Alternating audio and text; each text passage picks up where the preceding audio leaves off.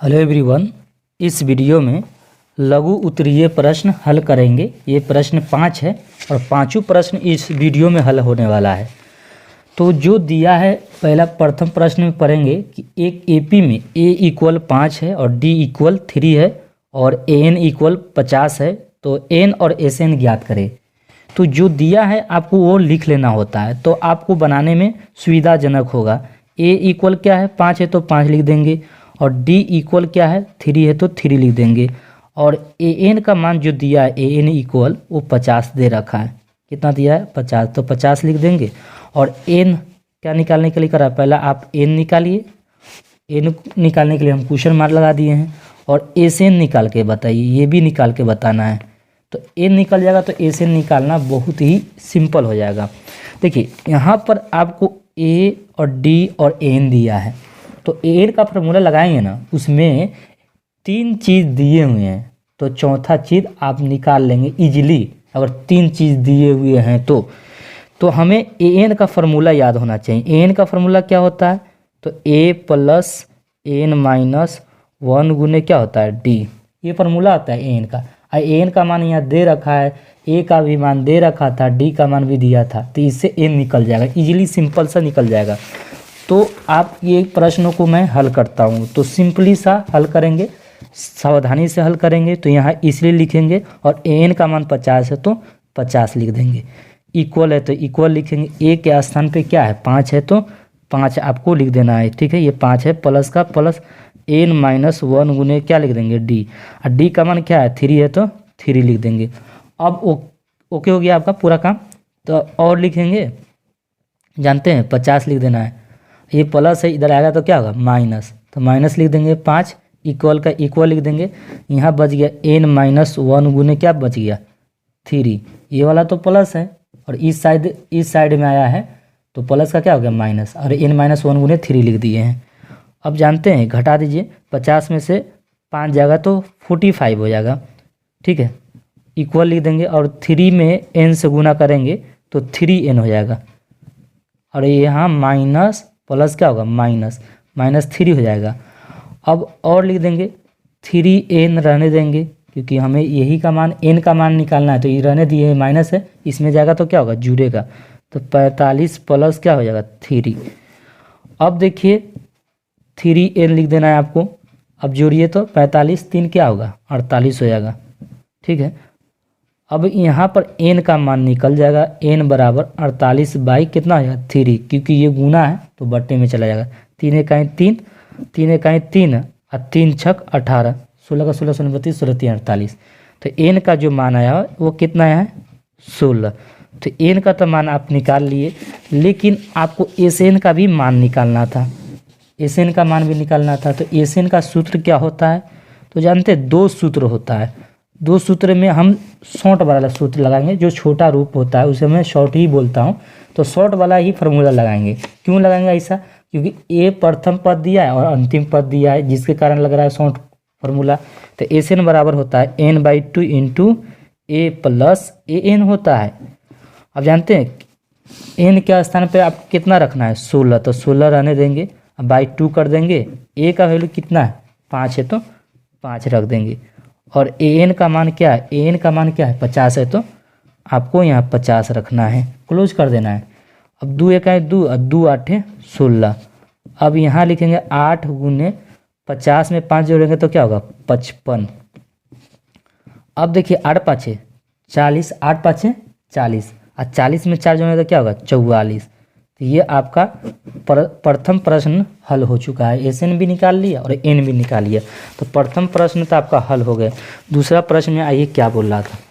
दूसरा प्रश्न में है कि 8 के प्रथम 15 गुणजों का योग, 8 के प्रथम कितना करा है, प्रथम 15 गुणज का योग।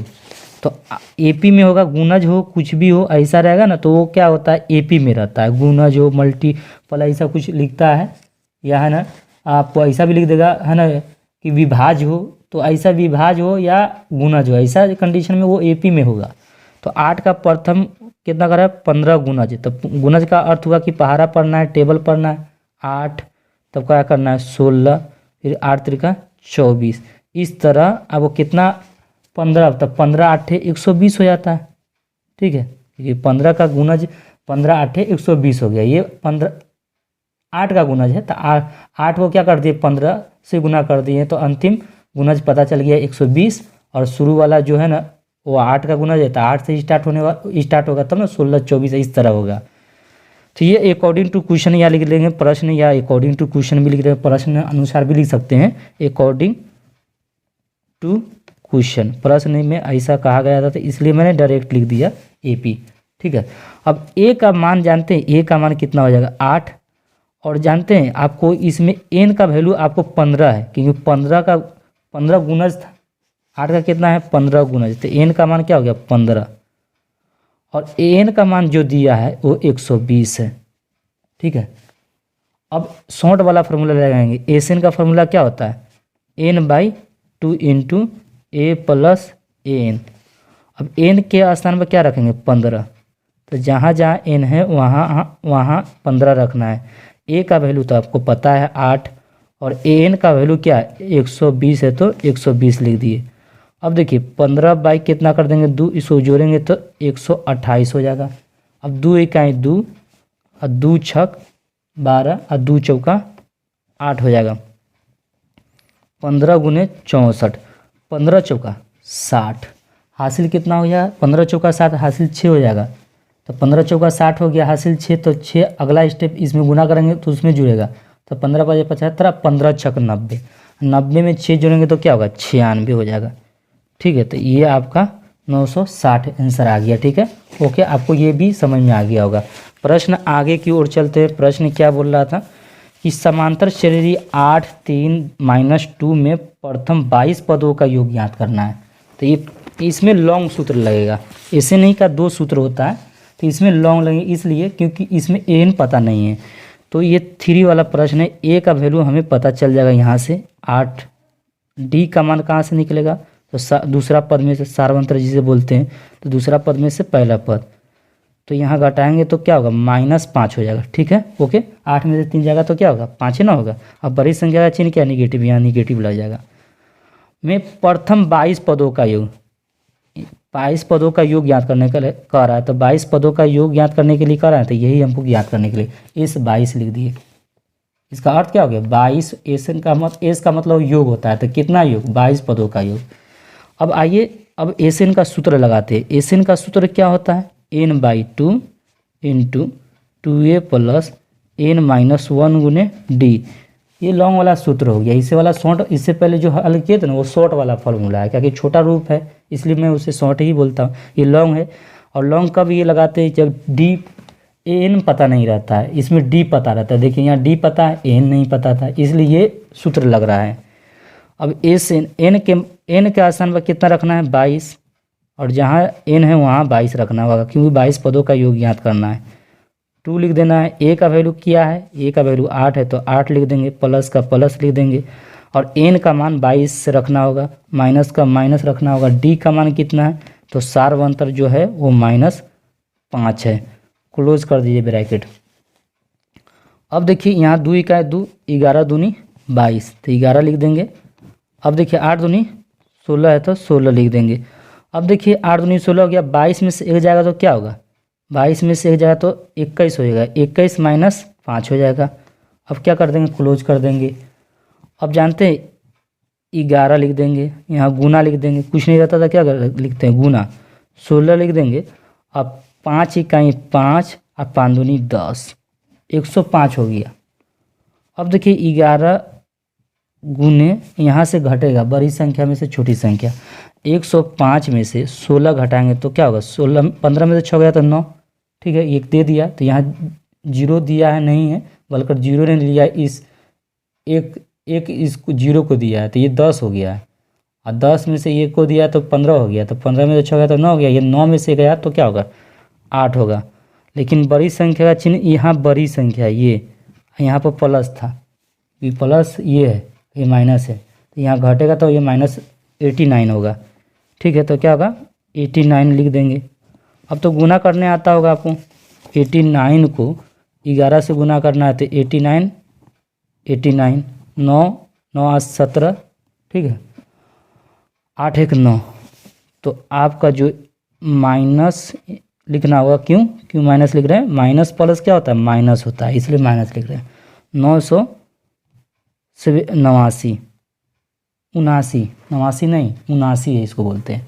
तो आपने यहाँ क्या कर दिया? गुना करके आप 3 का भी प्रश्न हल कर लिए। 4 में कह रहा था कि एक एपी में ए का मान 5 है और डी का मान क्या है? देखिए ये प्रश्न 4 जो प्रश्न है, ये प्रश्न 1 भी सेम दोनों है। देखिए ए का मान क्या है? 5 है, तो यहाँ पर भी 5 है, ठीक है। डी का मान 3, तो यहाँ पर डी का मान 3। एन का मान 50 है, एन का मान 50 है। और एन का मान देखिए, ये प्रश्न है ना, जो 1 है वही प्रश्न 4 है, दोनों सेम है, इसलिए ये तो हल कर दिया।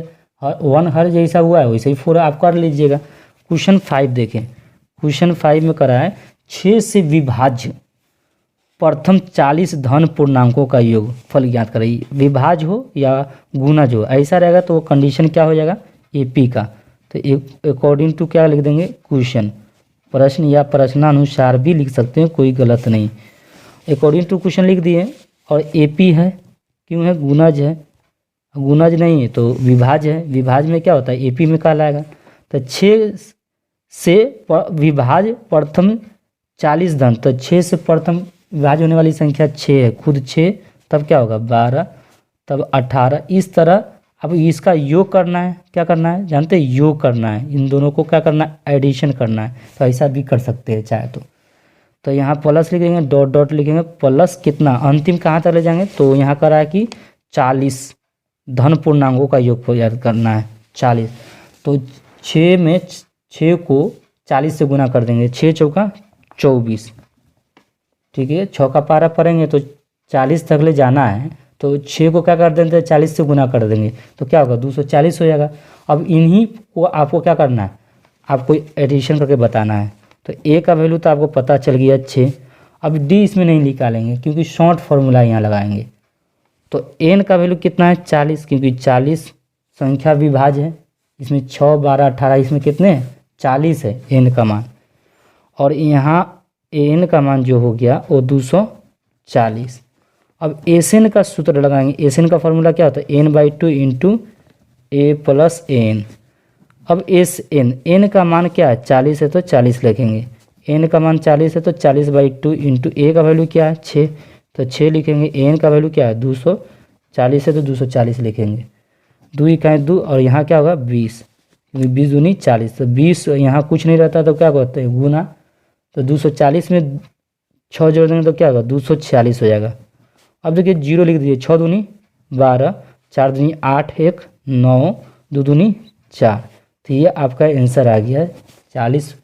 प्रथम 6 से विभाज्य 40 संख्याओं का योग ज्ञात करना था, तो मैंने ज्ञात कर लिया। ओके, मैं इतना ही वीडियो, इसमें 5 ही प्रश्न था, एक प्रश्न ऑलरेडी देख रहे हैं, दोनों सेम है। तो नेक्स्ट वीडियो में मिलते हैं कल, नेक्स्ट डे।